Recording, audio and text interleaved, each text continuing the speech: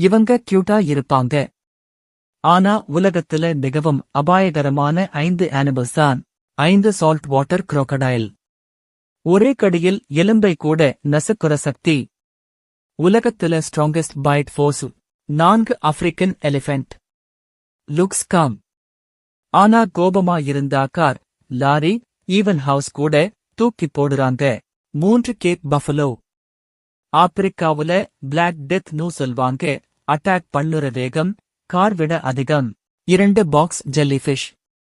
கண்ணுக்கே தெரியாத அளவுக்கு டிரான்ஸ்பேரண்ட். இதோட டச் மட்டுமே போதும் மரண நோய் வர வாய்ப்பு. 1 மாஸ்கீட்டோ.